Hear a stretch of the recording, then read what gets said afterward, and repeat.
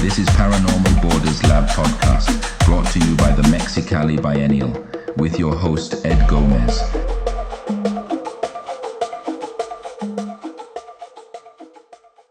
All right, we're super excited today on the Paranormal Border podcast. We have Ramon Ramirez. Ramon is a Los Angeles-based artist, educator with a background in architecture. I want to get down, figure out how did you made the trip from architecture into fine art, and then a career in painting, and then you went to UC Berkeley, and a lot of your paintings are inspired by the city and the evolving urban landscape.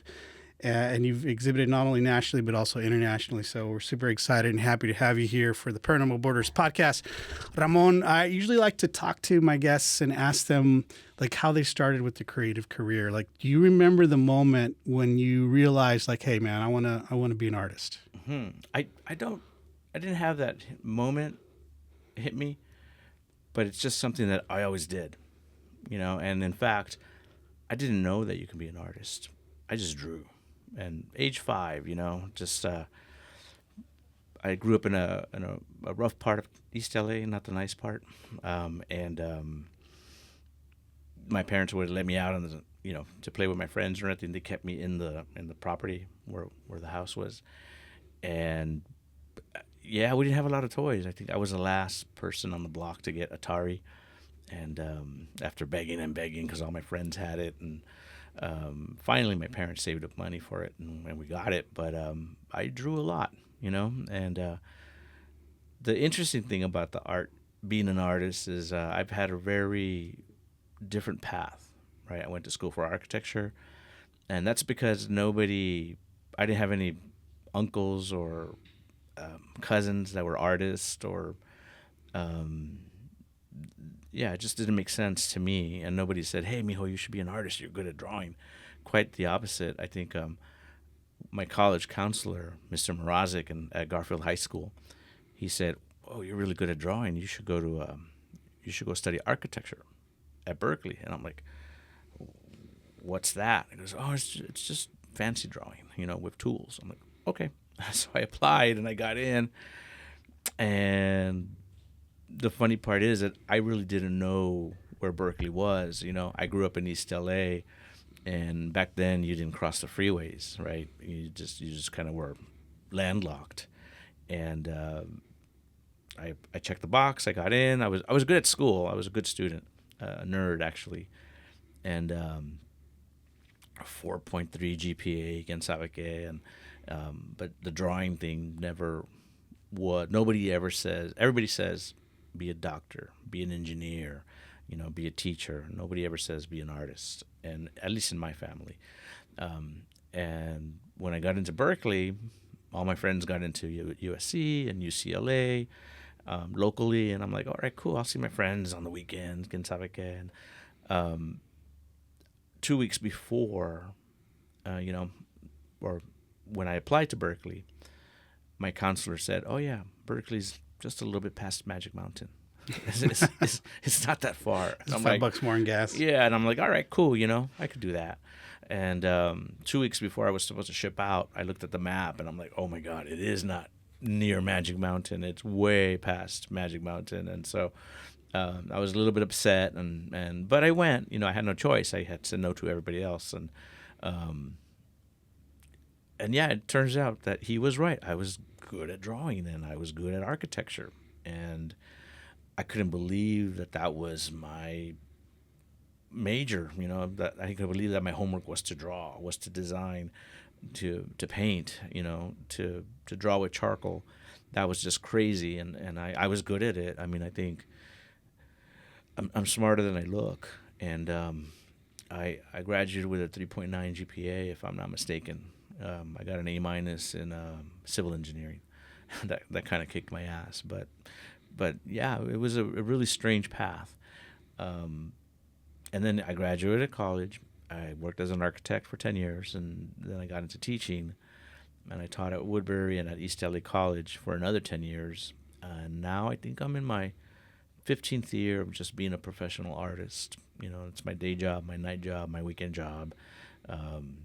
And I love it, and it's my least lucrative profession, but it's my most fulfilling profession. So how did you make that switch between, being trained as an architect Yeah. and then being like, I just want to be a painter? It was a complicated path as well. My life. I kind of want to say that I was everything, and slowly everything started leaving me, and I started peeling the core of who I really was. So when I was an architect, I would draw, and I would come in on the weekends to design, and on Monday morning, I was a manager, and I led teams of I was a project manager for San Marino High School. I was a project manager for Baldwin Park High School. But when I got there, my teams already had stuff to do because I would go on the weekends. I slept very little, Ed. I was supposed to be beautiful, but there's no sleeping when you were young, at least for me. And I was trying to be I had a young son and a wife, and trying to teach and trying to be an architect, and it just at some point the transition was easy, right? My boss came in and said, "Hey, Ramon, who's doing these drawings on the weekend?" And I'm like, "Well, me." And he said, "No, we have other people to do the drawings. We pay you too much to draw." And that didn't make any sense to me. And that's the day that I decided to quit the profession of architecture. The more I got promoted into management and the more money I made, the less I drew. And I just couldn't do it. And so I'm like, okay, cool. Let me do something else. And luckily, I had been doing adjunct teaching, and so I went into teaching, and I got a full-time job. I reached the rank of associate professor. What school was this? East L.A. College. Okay. And I was doing adjunct teaching at Woodbury. But slowly there too, I think nobody asked me how my students were doing. Everybody was like asking me, how did the competition go? How did the faculty meeting go? How did the budget cut meeting go? And I was like, well, I kind of want to teach. And I think probably I got to say I've just been naive my whole life, and I have been following my true compass my whole life. And I think I have a birthday tomorrow, and I'm going to turn 54. And I think I'm finally the person that I'm supposed to be, and I'm kind of excited. So I guess to answer your question more directly, I've been drawing all my life, and I just sort of needed to figure out how to get here. So there's a couple things I want to unpack, but one is like, was there a particular artist or works of art that really inspired you to go ahead and like do these paintings, to ditch architecture and go into fine arts, right? And then also, we can follow up with what does it mean to be a Chicano artist, and are you a Chicano artist? But maybe we can go backwards a little bit, and I'm interested in who inspired you. So both your questions are actually the inspiration. And it makes sense. Your question makes a lot of sense to me. When I was a freshman at Berkeley, a Chicano art professor asked us to go see the Cara show that was put on by UCLA, Resistance and Affirmation, right? Chicano art, resistance and affirmation. And it was at SF MoMA at the time. And I remember it was 1989, and I remember going to SF MoMA, riding over on the BART. And that was the first time in my life that I saw me being represented on campus. And I was like, whoa, brown people can paint too. And I saw Gronk, and I saw Magoo, and I saw Romero, Patsy Valdez. I was like, wow, it was just mind-blowing to me. I'm an 18-year-old kid, very impressionable. But that really was the first time I saw Chicano art. And at the same time, in another class, I was reading Emplumada, a poetry book by Lorna de Cervantes. And her poems were so vivid, and they were just speaking straight to me. And I just ate it up. And poetry up until that point didn't really make sense to me. Poets were talking about lofty ideas, and I don't know. I love poetry now, but as an 18-year-old kid, I'm like, man, why don't they sell King Taco up here in the Bay Area? Those were my concerns. But I read Emplumada, and I saw the Cara show, and I'm like, this is what I want to do. But I didn't know how to do it. I didn't have any peers. I didn't have any acquaintances that were studying art, and they knew the path, right? I didn't know the path. I still actually probably won't be able to tell people how to be a Chicano artist. You just got to paint, and hopefully you can pay your bills. I don't understand a lot of things, but I do know that I have faith in what I'm doing, and I do consider myself a Chicano artist. So how let's unpack that a little bit. Yeah. What is a Chicano? What is it to be a Chicano, and then what is it to be a Chicano artist? So to be a Chicano is, I like Ruben Salazar's definition of being a Chicano is a non-Anglo image of yourself, being an American. And I think I'm paraphrasing. He said it better. But to be a Chicano is, to me, having Mexican parents and having an American experience. And I love Metallica. I love Sepultura. I love Vicente Fernandez. I actually think that to be Chicano is to be everything. And you can absorb the lowrider culture. You can absorb e-cars. You can absorb, I mean, there's no stop to what I can be. I'm reading a book right now from a Japanese author, and it's called IQ 84, and I think that's being Chicano too. I'm just human, but with the real Chicano sensibility. And to be a Chicano artist is, I hesitate because it's kind of a loaded question, right? Because I just said to be Chicano is to be everything. And so why can't being a Chicano artist mean you can paint everything? And that's what I do. I paint abstracts. I paint palm trees. I paint cityscapes, Los Angeles. I was born and raised here.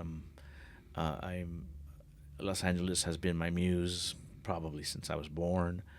And even when I travel, I don't really paint other cities. I paint L.A. And so I do lino prints. I do you name it. I don't think I should. I don't like being pigeonholed, and I don't like being labeled, and that's probably a problem, right? Galleries and museums like labels, and they use labels, and they like to put things in categories and by sections. This is the early Chicano artists. These are the post-punk Chicano artists. These are the romantic artists, Chicanx. Yeah, the labels are awesome for academia because that's how they understand. But me as a person, you can call me Chicanx, you can call me Latino, just as long as your check clears, I'll be fine. I just want to paint, right? And I pride myself in painting every Monday morning. And tomorrow is my birthday, and it's a Monday, and I hope to be painting. That's really my focus. And painting has become super important, especially with the times that we're living in.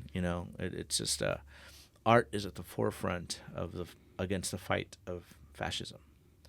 And I know that's a heavy thing to say, but I mean, look at Jimmy Kimmel. I mean, look at my favorite images right now that I'm seeing. I haven't really interpreted them into art, but my favorite images right now that I'm seeing on the news is the war-torn images of Portland with all those stuffed animal suits, and they're just hanging out, frogs and pandas, and I think that is art, and I think that's brilliant. And I don't know if it will make it to my canvas, but I know that it made it to my psyche. Is there a Chicano aesthetic? Well, I want to say yes and no, and I think I I say this with jest, but in order to be a good Chicano artist, you have to have long hair. Check. and you have to wear cool shades. Cool, like, check. Yes, you have to dress in black, but that's, I'm being facetious, of course, but there is no Chicano aesthetic. I got to work on the last two ones. I got to right, but there is no Chicano aesthetic because there is no Chicano way to dress.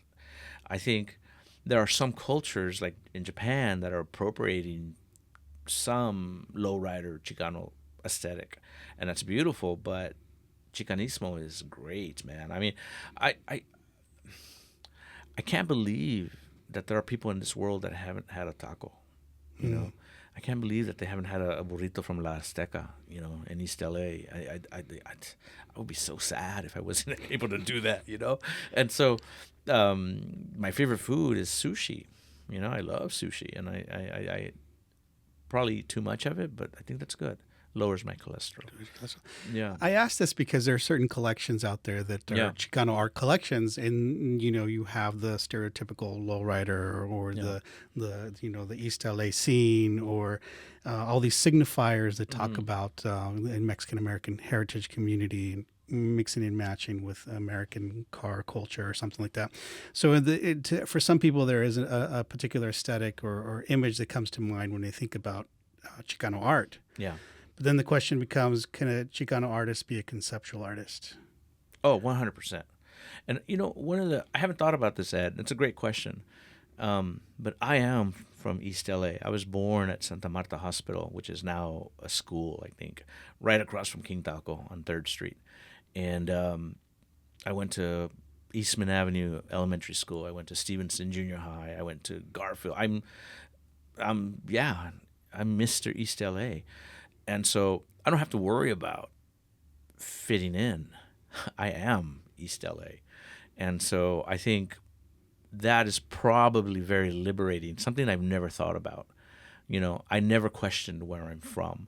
Whereas maybe if I was from, I don't know, Downey or something, I'd be like, okay, how do I prove? Bel Air Chicanismo? Yeah, how do I prove that I'm real down Chicano and not Beverly Hills Chicanismo? It's crazy to say that. I remember reading somewhere that Downey was the Beverly Hills of East LA. Yeah, and Whittier is like the sure the Brentwood of Whittier's probably the Brentwood of East LA. And it's beautiful. I don't knock it. I love Whittier. My friend has a house 2 blocks away from here, and we're always at the Whittier Brewing Company. So I and that's the beauty of it. I don't go around questioning who I am. I know who I am, and that's actually kind of a really beautiful thing that you've illuminated in me. And I love these conversations because I get to think about stuff that I've been sort of thinking about for years, but I'm now able to let it come to the surface. Yeah. For example, someone may be looking at your practice and then being like, well, you're a Chicano artist from East LA, so show me the Chicano architecture. Yeah. Right. Or show me everything that has that particular twist on things. Right. And the idea is, well, doesn't necessarily have to be that. I think, Cheech talks about Chicano art as being a viable, legitimate form of American art expression. So he sees it as American art. Yeah. Some people say it's probably more American than American art because of, the indigenous past of the people that have lived here, along with the influences from immigration in Europe and whatnot. Well, that's something that's always, something that I always think about is does art have to be a reflection of your last name or your culture? In other words, does it have to look ethnic and Chicano-ish in order to be accepted? Or do artists have the freedom to play with all the tools in the toolkit with various forms of languages. But then if you do that, you may risk not being contextualized as being Chicano because you're not Right. making Chicano art. Right. That is a loaded question, bro. And I'm going to try to answer that one. I believe to the bottom of my heart that artists paint what they see. Artists paint what they experience. The Impressionists painted what they experienced. The English Turner, the English guy that would tie himself to a ship's mast and have the captain drive into a storm, painted what he saw. And I'm no different. I paint what I see. I paint what I am experiencing. And right now, this is 2025, and I hate bringing politics into this, but politics is finding its way into every corner of society, and so we need to talk about it. And I actually see my painting changing. Sometimes I don't do fuck ice paintings, or I tend to want to continue to be me. I had some people over last night, and we did a karaoke, and it was a tribute to Ozzy Osbourne, and everybody had to sing metal songs, and there was no Chicano in it, but most attendees were Chicano. So I think it was a Chicano event.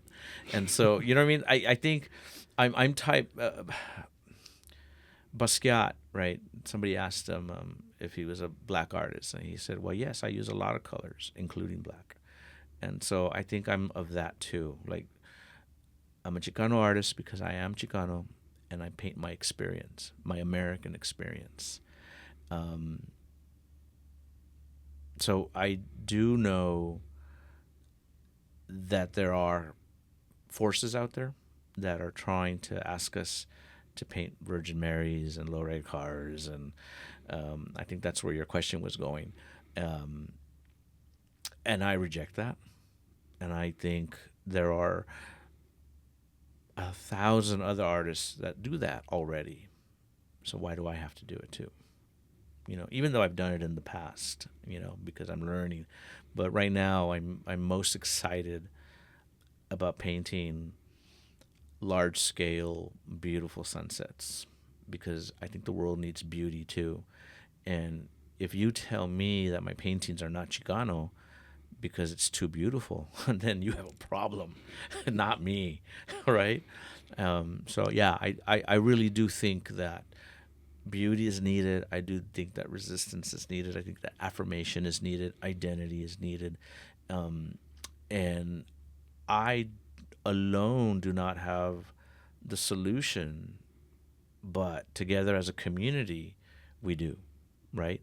We bring other artists and we have shows. I mean, the Chicano aesthetic is I think, remarkable. Right now, I don't know when this podcast is going to air, but I would encourage your viewers or your listeners to go to the show at Loyola Marymount University, the Armando Duron collection, right, or the Duron family collection, and it's remarkable. It's a great show. I can't believe it hasn't been written up in the LA Times yet. It's up for till the end of January. And Armando, I could be wrong, but he only collects LA Chicano art. And he doesn't collect it based on aesthetic or names. He collects what is good. He collects what is challenging. He collects work that tries to ask larger questions without having to answer them. And yeah, it's just a great show. So I really, really think that that's a where my paintings are going, asking questions without necessarily having answers or pretending to have answers. Do we need more Chicano collectors? 100%. We need look, I'm a big fan of diversity, okay? And I think this I'm having some soul searching issues because I grew up hearing the words melting pot. I grew up hearing the words freedom for all. I grew up hearing the words with liberty and justice for all, and that's not true anymore. And I'm in a crisis because I don't know what to tell my son. I mean, he's grown and everything. He's 23 years old, but I don't know if I could tell him that this is the America that I grew up in. And I believe that we need more collectors in general recognizing that we need to, I would love for everybody to buy my art, but I kind of want them to just buy art. Just buy art, and if you have the ability as a collector or even as a non-collector, as somebody that likes art, come on down and get a print, come on down and help us, because we are literally at the forefront of the fight against fascism, and I use these strong words, but yeah, there is no other way of saying that. I want more Chicano collectors. I want more Asian collectors. I want more Black collectors buying more art in general. It's our voice. That's because I think we have the Cheech Center, right? Mm-hmm. And then what else, right? Yeah, and then it's really great to hear about your being included in the Llorona family collection. And I just feel like the community could really benefit from more advocacy, more support. And, for many years, it used to be this idea that the Chicano art was like outsider art or folk art or Mexican, wasn't even American. And I think that as time has changed and evolved, I think, we're kind of coming to understand that, I think Cheech is right, that it's American art. Yeah. And it's also legitimate. Mm-hmm. It should be included in museums. Mm-hmm. It can be folk art. It can be fine art. It can be street art. Yeah. But let's not disregard it. Right. Let's take it serious. Right. Well, that, and I'm gonna up one on you, Ed, if I may. We need to be included in institutions, but it needs to be done in general, right? Because I think I don't know why. I'm a usually happy person, and I am in good spirits. Life is great, but we are being erased, right? And we have 500 years from now, when I'm not here, my art's still going to be here, and our experience is going to be here, and your experience is going to be here, and so we need to do this regardless of the institutions. And I know. I think I have done maybe about 500 paintings in my life, probably a little bit more. And I'm about to be 54 tomorrow, and I think I got another good 20 years of making art. I hope to get to 1,000 paintings. And I don't have 1,000 paintings in my studio. I don't have 500 paintings in my studio. I sell them, I give them away to people, I barter. It needs to be disseminated. It needs to be out there. And I think... I think the museums need to sort of step up, but the museums are also under fire as well, right? So I think it's in real time, I am understanding how cultures get erased. And we need Chicano art to prove that we were here. We need Chicano art to say that we ain't going anywhere.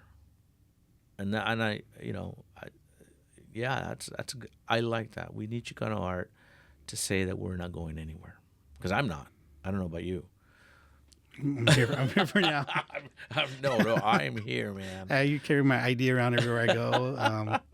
Right. I try to follow the rules, I guess. Yeah. I hope to stay around kicking.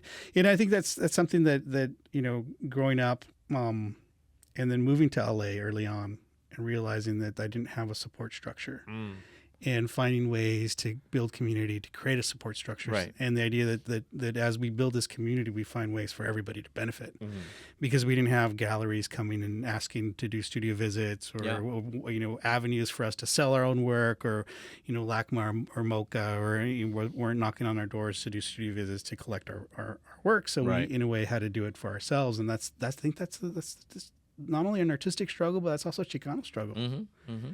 And the question is, how do you continue to maintain? How do you sustain, right, for that longevity? And I think that looking at your career and seeing your trajectory is super inspiring for me as an artist, but I'm pretty sure for others, seeing that you're actually modeling success because you're doing what you want to do. I'm I trying. think that's super important, right? I'm trying, and I think I'm. Again, maybe I'm just naive, but I don't actually seek gallery representation. I'm actually much happier without it, because then I can paint whatever I want. And if I'm dating somebody and they don't understand my paintings, that's cool. I'm still gonna do what I'm gonna do. And I don't know if I'm naive or just stubborn, or, but I do recognize that I have complete freedom to do what I do, and I do think that that's success. I might not have a boat or a or a Mercedes, but I do know that I consider myself successful. I'm healthy, and I want to paint tomorrow. Yeah, that's an interesting point too, because speaking to some gallery dealers that I know, it's very much about product. Mm-hmm. And you have 30 pieces of this product that I could potentially sell, or, your work's good, but I don't have a collector that's willing to buy that. Right. And then there's this idea of continuing to produce that brand, that product, and then, to the point where the market gets saturated, and then you make your switch, versus having complete freedom. Yeah. Where you can paint a still life or do a sculpture or grab a camera, and not having to worry about not only making your dealer and collectors happy, but just sure, expressing yourself. Well, ultimately, it's about making yourself happy, right? Happiness is an inside job, and that's hard enough. And I think, I mean, don't get me wrong. I would love for a gallery to come and say, "Hey, Ramon, we just need you to paint. We'll take care of everything else." Okay, universe, you heard that here. Yeah. Ramon Studio's open for... Yeah, but just don't tell me what to do. Yeah. Right, and I guess that's why I'm single. And then the other side to this is like, okay, so be super punk and do whatever you want, but then how do you sustain that practice? Right. Like, what do you have to do in order to have that freedom? Yeah. Well, it's not easy, right? So I'm to be an artist. A lot of people think that you have to put on a little cap and smoke a skinny cigarette and push around some paint. No, you have to be the janitor, you have to be the marketing director, you have to be the accountant, you have to be the CEO, you have to be the design team, and it's exhausting. I think I'm not complaining, but this fall has been super busy for me, and I think there's been a couple of times that my buddies are like, "Hey, let's go out for a drink," and I'm like, "Bro, I'm asleep. It's 7 p.m. I'm done, man." And so I think I have to do everything, but it's also liberating to know. I just ordered some big canvases from a shop in Gardena that I love, and my brain is saying, "Hey, man, there's a coming recession. Paint smaller."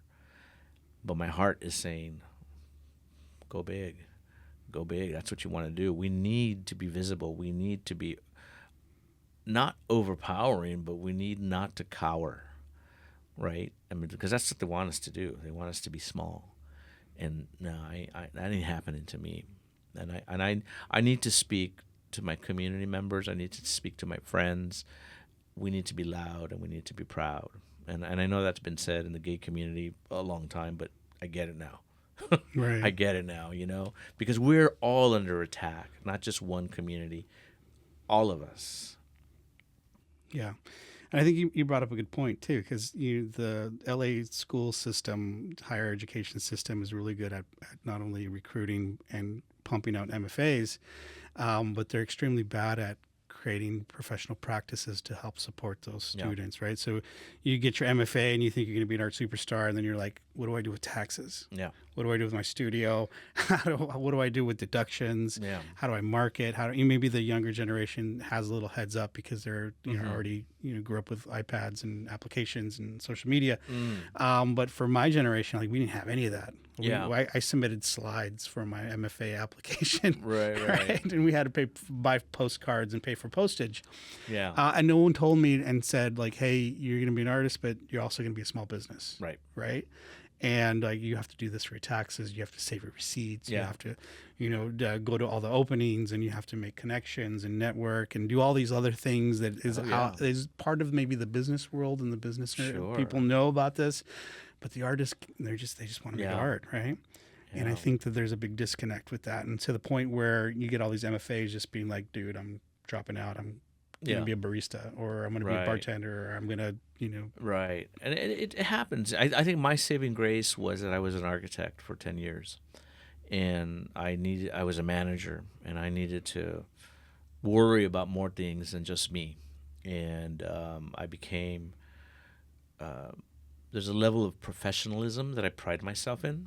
I try to be on time. I try to pick up my work when the galleries want me to pick it up. I deliver it. I respond to emails in a timely manner because I don't check my email on the weekends, just out of being an old man. I just I need time to myself to recharge. But I think, you're right. Had somebody told me when I was going to school, especially art school, that being an artist would be a solitary job, I probably would not have done it. I'm a social butterfly, and I love people, and I live alone, and I work alone. And there's like sometimes 3 days that I don't see anybody or talk to anybody. So I don't know how artists did it when there was no social media, right? So I'm on Instagram and Facebook a lot, and that's my way of communicating to my community. But yeah, there's a lot that they don't teach you in school, and you just have to sort of trial and error. I know artists today that are asking me questions like, dude, what do you mean I have to be a small business? What do you mean I have to pay sales taxes? I'm like, yeah, let's hope you don't get audited. and it's shocking, actually. But I can sleep comfortably knowing that the tax man is not going to be knocking at my door. Nice. And then that's another checkbox. You got the long hair, you got the sunglasses, and then you can sleep good at night. There you go. Oh man, that's amazing. Yeah, it's crazy.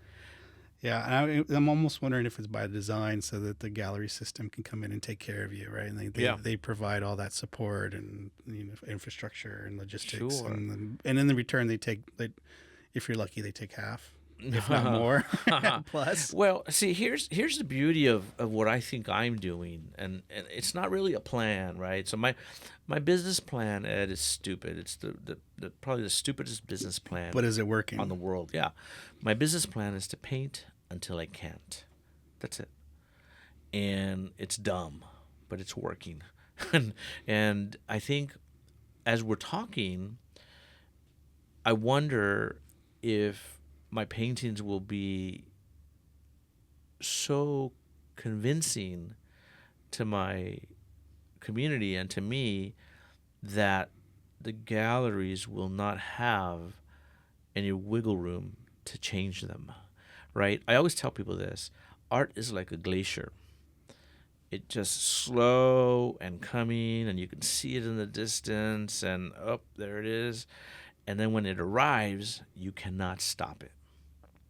It just wipes the whole canyon out and whatever's in it. And I think when I finally arrive, like, you cannot tell Gerhard Richter what to paint, right? You cannot tell Picasso what to paint. You cannot tell what's that guy that lives on the west side, the British, David Hockney. You can't tell David Hockney what to paint, right? And And I think that's the attitude that I'm taking. If you want to tell me what to paint, go pick up a paintbrush. I'm good. I know what I'm doing. Get out of my way. And all of this is kind of new, right? The pandemic taught me the importance of art, meaning that when the world went away and you took everything away from us, not you personally, but everybody was like, what the hell's going on? And we were left with art. And when the world started slowly coming back, a lot of my friends started asking me if they could use my paintings as backdrops for their Zoom meetings. And I was like, oh, wow, yeah, sure. And I realized that they were doing it because I was an affirmation for them, an identity, and an unapologetic identity. And they didn't have to speak to their colleagues. The painting spoke for them. And so painting is not a luxury. It's a necessity. And I'm convinced by that now. And now, when our freedoms are being taken away, Jimmy Kimmel is at the forefront of this free speech fight. The Portland, whatever you want to call them, unruly people, the frogs and the pandas, are leading the charge against it. It's really making the fascists look silly. It's like okay, yeah, fuck. We need a better plan because we look stupid. Mm-hmm. And art is illuminating how stupid they are, right? Shit. I hope we don't have any vans waiting outside. That might be lowrider vans, but we'll be okay with that. All right. Yeah, I think a lot of it also is like that for sure, and then also education. Like, what are your rights? Yeah. Not only as a human being, citizen, immigrant. Yeah. And what can and can't be done, and are we willingly, through ignorance, giving away our freedoms? Right. And when is it the time to actually take a stand? But taking a stand with information and knowledge that empowers you. Yeah. So that you don't get taken away in the van. Yeah, of course. Right. And I think ultimately it's going to come down to changing laws and policy. Yeah. You get the guy on the street, they're just doing their job. Right. So they're following their rules, their orders.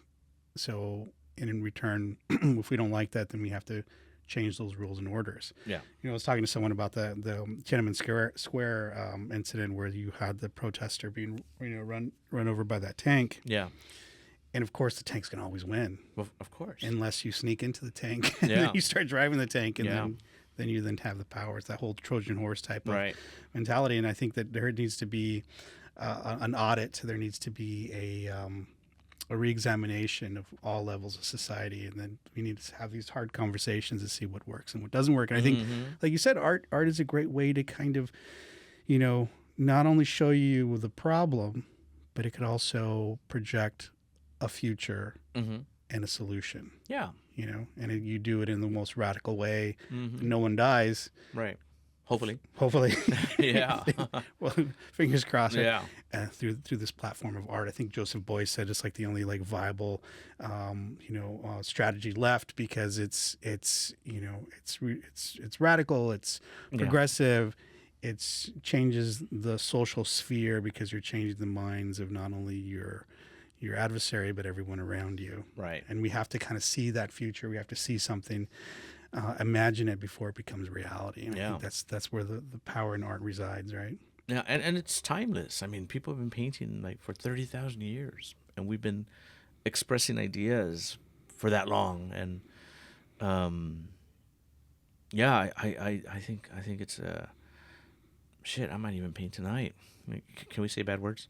Yeah, man. Okay, cool. This is your show. I don't know. I don't know if you're controlled by the FCC or what. We'll find out. We'll find out. Okay. Awesome. But yeah, no, I like all this stuff, and I think it's fabulous to talk here with you, because I've been thinking this stuff, and like I said, being an artist is a solitary job, and sometimes you do stuff and you don't know why you're doing it. Yeah, I mean, I'm actually fascinated by your whole fixation with the paranormal, And I don't know if it's fair for me to ask you questions, but I think I've been doing that in my artwork for a long time. A lot of my paintings have the word ghost in it. And I just had a show in Pasadena called The Ghost Between Us. And it's kind of fascinating that I stumbled upon this gallery, on my way to the local brewery. And we just stopped in here and we had a chat and we connected. And I think that's what good art's about, right? Connecting in ways that are not forced. They're natural or supernatural, maybe, if you want. What was the work about? My work, I don't know. They're just landscapes and seascapes and looking off into the distance. And there is this one painting that was an homage to Degas, and there's kind of a body parts that are abstractly placed, and it's really a ballerina, but you can't really tell unless I tell you, and then it comes into focus right away once you know. And I think that's what ghosts are, right? I don't mean to hijack the conversation, but no, but we're like I said, super excited and to hear that. Like, what are ghosts? Yeah. Well, I'm a believer, and I've had a couple of paranormal experiences. But I think the show, it was at a wine shop, right? And It's Pasadena. Yeah, in Pasadena. And when I was there to check out the space, the owner asked me to come over and check out the space. I was having a glass of wine at the bar, and the credit card machine just flipped over on its own, and it fell on the floor. And the owner came by and picked it up and said, "Oh, silly Dan." And then the bartender poured a glass of wine and took it upstairs. And I'm like, "What's that about?" And she said, "Well, we have a resident ghost named Dapper Dan, and if we feed it a glass of wine, everything's cool. If we don't serve it wine, it starts throwing things around." I'm like, "Oh, well, give it some more wine, please." And in fact, that's where at that moment, that's when the idea of the title of the show came to me, "The Ghost Between Us," right? Because it was me and the owner and the bartender, and there was obviously another entity next to us. And he witnessed the machine. Yeah, I actually was looking at it, and it just flipped over. Nobody touched it. Nobody did anything. My buddy was with me, and he heard it fall on the floor. He goes, "Why'd you knock it over?" I'm like, "Dude, it wasn't me." You're like, I don't want to have to pay for this. Yeah, it was crazy, man. It was pretty nuts. But I've seen, I have other kind of stories if you're willing to hear them. But yeah, no, it's and sometimes when painting, and I wonder if painting is sort of amicable to believing in the supernatural, because you start with nothing, and I don't know about you, but when I paint, sometimes I have ideas that I want to flush out and do little sketches, but a lot of the times, especially when I'm doing the big paintings, I just kind of go to town and I let the canvas talk to me. And I'm wondering now if it's something else talking to me. And I'm just kind of, there have been a few times where I'm painting like for 8 hours straight, and then my stomach reminds me that I haven't eaten in 8 hours, and I get a little woozy, and I just pull back from the canvas, and it's done. And I don't know how I got there. There's another consciousness. So artists are, I guess maybe the good ones, tend to forget themselves. Straddle both worlds. Yeah, and I'm wondering if that allows me to be open to have seen that credit card machine fall over. I don't know if I'm an engineer or filled with logic, it would have stayed put. I don't know.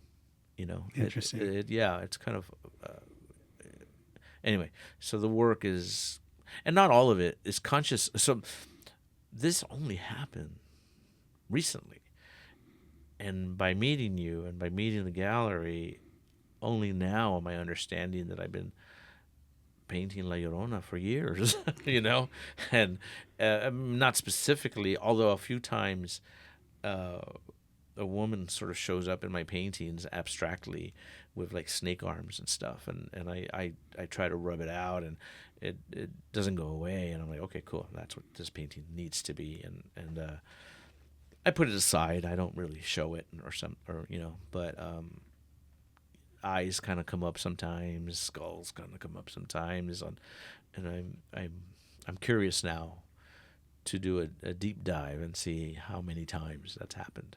And you also mentioned that you had an encounter with La Llorona. Oh man, yeah. This is this year too. You want to hear about that? Let's get into it. It's so I would visit Mexico and hear stories of La Llorona, and I'm like, whatever, And recently I was on a trip in between Lompoc and Jalama Beach, and it was called La Salle Canyon, and it was nothing. There was nobody there. It was an atomic Twinkie. What are those mobile homes? An airstream. It was an airstream, right? And just a quick little getaway for a day or two, and was drinking French 45s or French 75s, right? Strong. Out at midnight with a fire, no people in sight, no lights in sight, and to the right of me was a pig pen, and to the left of me was a cow pen, I guess. And I heard this wailing. There's a creek, and I heard this wailing in the distance, getting louder. And it wasn't an animal. And I looked at the pig, and the pig said, "Don't look at me, fool. That's one of your people." And I looked at the cow, and the cow's like, just walked away, and the cow got scared too. And I'm like, oh my shit. And there was a fire. I was tending to the fire, and I just kind of covered it with dirt really fast, and I went into the atomic Twinkie, and I closed the door, and it just scared the hell out of me. What did it sound like? I don't know if I can replicate it, but it curled. Definitely gave me goosebumps. Definitely, my hair stood up straight, upright, and it just was kind of like a wailing, but with a malice intent, yeah, it wasn't a happy wailing, so yeah, and I mean, I didn't see it. And then I told all my friends that this happened, and nobody believed me. And they're like, "How drunk were you?" And I'm like, "No, man, I know what I heard, man. But I didn't see it. But that was that experience, and I'm again, like I said, I'm wondering now, as a painter, do I open myself up to other possibilities, because that's all I do when I paint. I open myself to possibilities, and experience is everything, right? So what was I doing at midnight at La Salle Canyon? And I don't know. But I love going to Joshua Tree, and I haven't experienced anything out there, but I do know that it's magical when I go there. Everybody talks about the energy lines and the power of it. I've been to Mojave Desert, I've been to Death Valley, I've been to but Joshua Tree, that one gets me all the time. And I don't know if I had a past life there or not, but I do believe in past lives. I know about 3 of them so far. Well, let's stop. Okay. Yeah. All right. This is something I'm always super, super interested in. Oh, okay. How did you find out your previous life? Yeah. And what were they? So,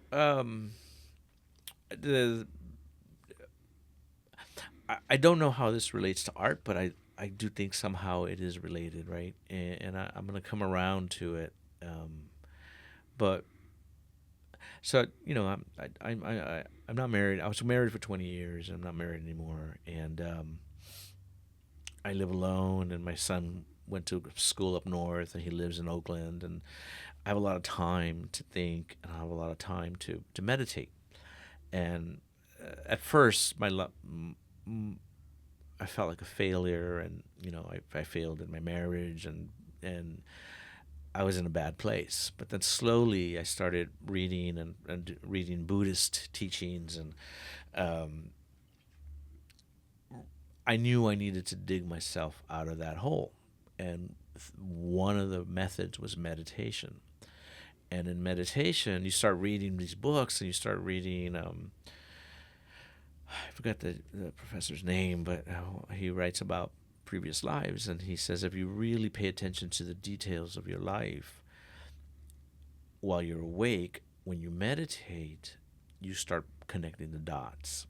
And I'm like, oh, okay, cool. And I think I used to have insomnia really bad, and as I meditate and I started paying attention to who I was, some of my spirit guides started coming to me, and I have 5 spirit guides, and I know 3 of them, 2 by name, and 1 refuse. He just grunts at me. but they're all good stories too. But in terms of previous lives, I think one that is sort of art related is I was in college at the time in the early '90s, maybe mid '90s, and I was traveling through Mexico with a backpack, and I went to all the ancient sites. And back then there was no Google, there was no Facebook, or no digital cameras. And on my last visit to Tulum, Tula, actually, yeah, in Hidalgo, Mexico, it was Tula. I saw a jaguar on a side of a temple, and I had never seen it before. And I had ran out of batteries, no camera. I had a pencil. I drew it really quick, like less than a minute. Then I went back to school and did a lino cut of it. This guy right here. And it became my mascot, right? And I'm like, okay, cool. So the jaguar, and I named my son Jaguar. And it's just been kind of with me all along. I recently, there's an author named Don Miguel Ruiz. He wrote the 4 Agreements. And in every book that he writes, he says that the Toltecs were not a race or an ethnicity. They were artisans and engineers and educators from all over Mesoamerica, and that Tula was their campus. And for many, many years, I never called myself Aztec. I never called myself Mayan, as a lot of Chicanos do. They get the Aztec calendar, and I'm not throwing shade to those people, but My uncle says cool. Right. And so, but I knew that I kind of don't want to front that, like, because I knew the Aztecs would take over other tribes, and they were kind of assholes, Many believe it came from the American Southwest or Yeah. even Utah. Yeah, the 7 names, the 7 caves to the north, right? Aslan. So I kind of like, I don't know, but when I saw this jaguar, and I heard that Tula was a campus for the Toltecs, that kind of made a lot of sense to me. And I'm like, oh, okay, I was Toltec. I was an educator. I was an artisan. I was an engineer that lived in that spot. And so I tattooed it on my body, and it became my sort of mascot. And then then recently, right, I kind of just playing around, said, let me look at the internet and see if I could find a Toltec jaguar, to see how close I got. And I pulled them up side by side. Man, I'm dead on. I am dead on. Like, this thing, if you see it, if you have a visual of the two, it's going to be just like, I'm pretty sure I drew it 500 years ago, or whenever that pyramid was built, So anyway, so that kind of allows me to understand that my life is not just right now, this time on earth. It was before, and it will continue being forward. And I think through painting, I am able to do that. My artwork will be around for a long time. Not that I'm looking at my legacy and being, sort of pompous, but I know for a fact many of my collectors buy my paintings and identify with that work because I paint L.A. and we're all from L.A., and this is our city, and especially when it's under attack, right, by ICE or the National Guard or whatever. No, man, you're messing with the wrong city. Portland, they're messing with the wrong city, and so I'm sure I think art is really important for that. But anyway, so another past story. Ready for a previous story? Changing the subject. I mean, these are cool things, right? And I think they're related, and I'm actually trying to understand how they're related through you and through this space. This is a great. Nobody asks me about this stuff as an artist. So, a very, very, very good friend of mine. His name is, I don't know if you know his name, but I met him at jury duty a long time ago, maybe 15, 20 years ago. And I was juror 13 and he was juror 12, and they picked him and they didn't pick me. And I'm like, see you later, sucker. I'm gone. I don't, you don't expect to make lifelong friends at jury duty. A couple of weeks later, I saw him on the playing field. His sons are my son's age, and they were on the same team. And I just kept looking over at the guy. He kept looking at me, and finally it connected. Like, oh my God, that's the guy from jury duty. And like, hey, what's happening? And we've just been friends ever since, right? And it was like, I don't know how to say it, but we're dudes, but it was like love at first sight, right? It was seamless. It was like, oh hell yeah, man. Let's drink, let's go to concerts, let's go to restaurants, let's go to parties, and it's been great. He was at my house last night singing Black Sabbath. So it was fun. But at some point we're talking about favorite cities, right, in the world. And I've had the fortune to travel all over the world. And I remember this one time where I was in Toledo in Spain, and I could not. It's a fortress city, and so you have to go up a road to get to the city. And every time I took a step up, my blood started freezing, and I went pale. And my wife at the time looked at me and was like, man, what's wrong with you? And I'm like, dude, I don't know. But I think I died here before. And it was just kind of nuts. And so I go, you and Jag go up. I'll wait for you guys on the bus because the bus can't go on the small roads. And she's like, no, let's all go back. And we just have to buy, Jag a wooden sword right here at the little shop by the bus, and he'll be happy. He'll be happy. And I'm like, all right, cool. He was about 5 years old or something, maybe less. And that kind of stayed with me. So me and Miguel are talking. Oh, there you go. Miguel, my bud, my best friend. He we're talking about favorite cities, but then the topic went to, terrible cities. And I told him about Toledo, and he looks at me and goes, bro, that's my most favorite city in the world. That's where I feel the most alive. And I'm like, really? And I go, I told him, I think you killed me there. And he looks at me, he didn't deny it. He goes, yeah, I think I did.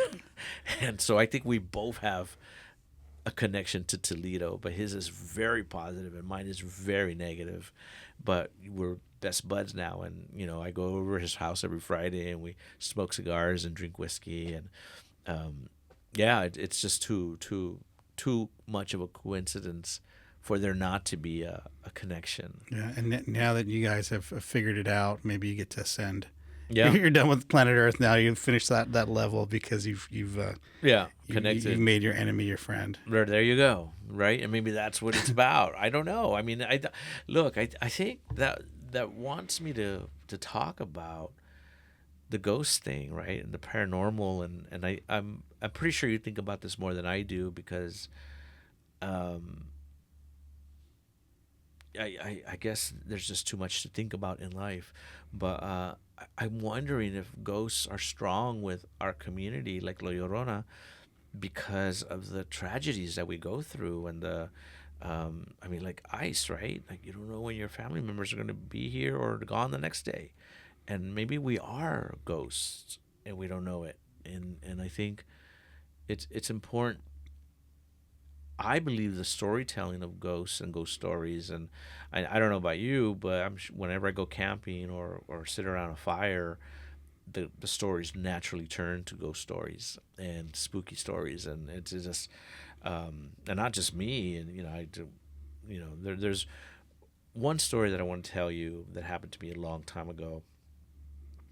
Um, if you don't mind, I don't know how much time we have, but anyway, um, the idea is I was young, very young, and my family would go to Mexico on in a camper shell, like a camper with an overhead, pickup truck, and it wasn't a motorhome, but it was not a camper shell. I don't know how to explain it. An overhead camper truck, and I would be on the top, and we'd be driving in the desert, right, going home to L.A. It was from Mexico. My dad's from Ayotlan, and we'd go visit Ayotlan and then Coahuila, and then we would go along the 10 freeway in the Arizona desert. And I had a rule that I was probably maybe 10 years old, maybe 12, I don't know. And I had a rule that if I was sleepy, then my dad must be sleepy too, and we should pull over to a hotel or a motel or something. But I would try to stay awake when he was driving. And so I'm up in the overhead in the bed, and as we're driving, middle of the night, probably midnight, 2 in the morning, I see this desert witch or a woman with a white flowing gown right next to us, floating at my level, right? So this is above the cab, must be about 10 feet in the air or something, and it's just floating with us. I look at it and I just got scared. And she looked at me, and I just closed my eyes. I covered my head, went to sleep. We ended up in L.A., and I'm like, I felt so bad because I didn't follow my rule. And then I told my mom, I go, hey Mom, I don't know how to say this, but I saw a witch last night driving next to us. And she goes, are you smoking marijuana? What the hell's wrong with you? Hijo de la chingada, blah, blah. And she got really mad. And I'm like, well, no. Whoa, I'm sorry, Mom. I don't know what I was seeing. I must have been dreaming. And I walked away, right? Anyway, 3 months later, my mom and my dad come to me and said, hey, man, we saw her too. We just didn't want to scare you. And I'm like, so you accuse me of doing drugs at 12 years old? Jesus Christ. So anyway. So what did they say it was? Did they give you an explanation of what it was? My mom saw it clearer, but it was a woman floating with a long flowing white dress. And my dad was on the driver's side, so it was on the passenger side, but he could only see it through the mirror like a glow. So my dad confirms that there was something there. My mom swears saw what I saw. So it was a confirmation of this being, supernatural being by 3 people. What do you think it was? I used to think it was a bad witch, but I think maybe it could have been a guardian angel or a curious spirit, maybe. Like, it wasn't bad. It didn't do anything to us. It didn't knock over our truck. It didn't bang on, and the woman was beautiful, When she looked at me, I'm like, okay, but I still got scared, right? Did she look scared? No, she wasn't scared. It was more like, hey, what's up? Like, I don't know, like, I do believe in guardian angels too, and I believe in what's the word? The angels that follow you, that are with you. Anyway, but yeah, I think all of spirit guides. Spirit guides. There you go. Yeah, I believe in spirit guides. So it could have been a spirit guide because I think out of the 3 spirit guides that I know, one of them is a woman, named Esmeralda. And she was the first one that identified herself to me, and I know how did that happen? Oh, it was through meditation, deep meditation, and it was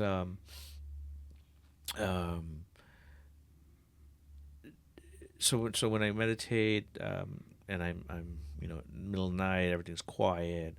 I sort of want to see the spirit guides. I will them to me, and it's good stories. I mean, I don't know. So you open yourself up to those I experiences. open myself to the experiences, and not knowing what I want. I don't manifest this, but I sort of say, okay, I'm here to, I'm ready to see you. I'm ready, because I have had many experiences where I should be dead, but something saves me, and I've been shot at. I've been I grew up in East L.A., man. I was supposed to be beautiful, but I got beat up a lot. Instead, you just make beautiful things. Yeah, I got beat up a lot, and but I do know I have guardian angels and spirit guides, and so Esmeralda was wearing a yellow dress with red flowers and long flowing hair, and she came to me and she goes, "I'm Esmeralda," and she kept walking. I'm like, cool, and there was no, I wasn't scared or whatever. And then the second one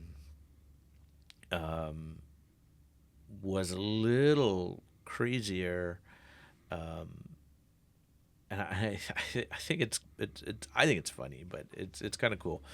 It was like this Viking guy, right? And he comes to me and he grunts, and then he just goes away, and I'm like, huh. I don't know what that. This guy. I'm not, well, in my mind, I'm like, I'm going crazy. I'm thinking of Vikings the show or something. You're like well, maybe my brain's not working. Why would I have a Viking spirit guide, and a mean motherfucker too, right? And the fun part is that at the time I went to a friend of mine, Sandy. She does Reiki, and she did a session on me, and she kept this little. Well, actually, that's another story. Actually, I'm sorry. So the Viking story is different, right? Let me backtrack. So the Viking guy is the second guy, and I had no idea where he came from. And I'm talking to my parents and my dad. I started asking him, "Hey, do I have a Viking ancestor?" And my dad and my mom laughed at me because they're shorter than I am, and they're, we're all brown. And but then my dad goes, "Well, your great grandma married a guy from Oregon who left during the Depression because America was just crap, and he couldn't make a life in Mexico." I'm like, "Really? Why didn't you tell me this?" "Well, you never asked." And so I think my great-grandfather is one of my spirit guides. And I'm like, was he tall and, look Anglo? I'm like, yeah. And it's kind of crazy. So I have nephews that are tall and, Anglo-looking, but it skipped my generation. But that's okay. That's fine. I like who I am. But the other one, the third one, right, is he identified himself as he was like a little baby, right? He didn't give me a name. It was like he's a baby and he's juvenile. He's a spirit guide. And I went to do my Reiki session with Sandy. And Sandy's like, "Yeah, this little guy is bothering me. He says he's your uncle. And his name is Jose." And I'm like, "Sandy, you tripping. I don't have a uncle named Jose. That's racist, right?" And she's like, no. Sorry. And but I felt something really during the Reiki session. I felt an energy sort of pivot in my center core, right? And I was laying down, and something stood up, and it was very powerful, undeniable. And Sandy told me about Jose, my uncle, and I'm like, "That's crazy." So I went. I talked to my parents. I go, "Hey, do I have an uncle named Jose?" And my dad starts laughing. He's like, "That's marijuana." I'm like, No, I'm not. I don't like marijuana, bro. Anyway, my mom goes, "Well, you do have an uncle, but he died as a baby, and we never talk about him. How do you know his name is Jose?" I go, oh, because Sandy told me. And so there's just like too many coincidences, too many opportunities that allow me to believe in the paranormal, that sort of open themselves up to believing that ghosts are living amongst us, that they help me make my paintings, that they help me understand my existence, right? I mean, even just walking here, right? I have an ex-girlfriend that lives in Whittier, and I thought I saw her out of the corner of my eye. So she's like a ghost herself, And I'm like, oh, I better walk faster, But anyway, I digress. But yeah, this is all kind of a really cool opportunity for me to see where culture and paranormal activity sort of come together to fight against the injustices that are being yielded upon us. Like it just makes no sense what's happening, and we have to make sense of it. I mean, I grew up with stories of La Migra, right? And I don't know if La Migra is any different than La Llorona. And I think maybe they come from the same place, where people are trying to make sense of being kidnapped and sent to where they don't belong. And I mean, I don't know if La Llorona is about belonging or not belonging, or I mean, what was she doing north of Santa Barbara, right? But I think we, as culture, sort of have to pay attention to where these stories are coming from, in order to make sense of our lives, right? Because if you don't have these paranormal stories, then we are just nuts. We're just lunatics, and I don't think we are. It gives us a fuller understanding of reality and what we're living in. Kind of like with the surrealists, we're thinking about in terms of what sleep means versus not being asleep, conscious versus unconscious. And right. We spend a third of our lives sleeping, but when you have a dream, we're always disregarded as something that's not important, or right. It's just a dream. But that's also a part of our experience being here on spaceship Earth, flying around this big ball of electric sunlight, and then are with an expiration date that's like super quick. Right. And I think there is something for an artist to, like what you were explaining in terms of your artistic practice of being able to tap into alternative worlds to the point where time flies by, and you come back into your body, and then the painting's already done. Yeah. Like, what is that all about? Yeah. Super fascinating. And again, we're super thankful to have this space and time to be able to talk to you and spend time with you, get to know about your artistic practice. Yeah. And the fact that we're doing this right on the cusp of your 54th birthday. And hopefully be able to, celebrate that with you somehow. Sure. Paranormally. Yeah. But really quick here is, what advice would you give to that young artist out there? Oh man, that's I think about sometimes. I've been asked that a couple of times, and I think my advice is to try to be as authentic as possible in a world where you're being fed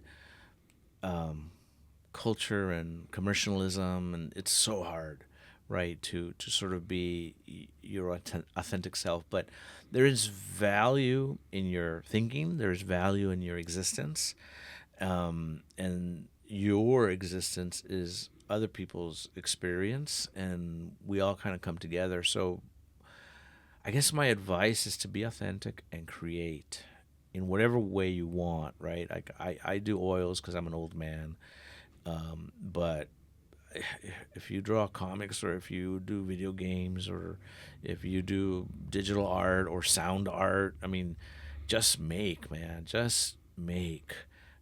That's the advice, because, I mean, at some point, and this is true, I told you that my business plan was to paint until I can't.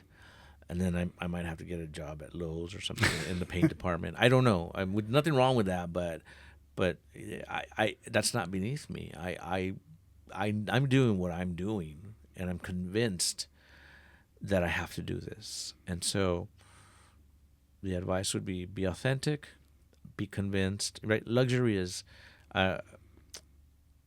confidence is a luxury for those on the sideline. Right? If you're out there in the field playing, you cannot think that you can do it. You have to do it. Yeah, that's the advice. Authenticity. Awesome. How can people find you? Are you on social media? I'm on social media. Instagram is cool. I still like it. Jaguarland. Jaguarland is Instagram, and I have a website also called Jaguarland, and that's a good way to find me. I'm on Facebook too, but too much chisme on Facebook. Chisme finds a way, ends up finding you, or you find it. Chisme exists. I don't like chisme, but chisme likes me. Yeah, that's right. Awesome. Well, thank you again for being part of this. We're super happy to spend time with you, and again, learn about your practice and your thoughts and feelings about Chicano art in general. Yeah, thank you. And the intersection between the paranormal and art. Nice. This is wonderful. I mean, I'm really sincerely intrigued in it, and I think I want to do more thinking on it. I don't know how it'll change my art, but it's definitely something to consider. I mean, Philip Guston, and then I'll shut up. Philip Guston said, when you're in your studio, slowly the critics leave, the galleries leave, and if you're lucky, even you leave. And it's just your painting that stays there. And I didn't understand that. And it's removing everything around you to allow another experience to happen. And I think it's beautiful. And I'm trying to get there. I'm trying to get myself, when I'm painting, to leave. Awesome. Well, thank you again. Mm-hmm.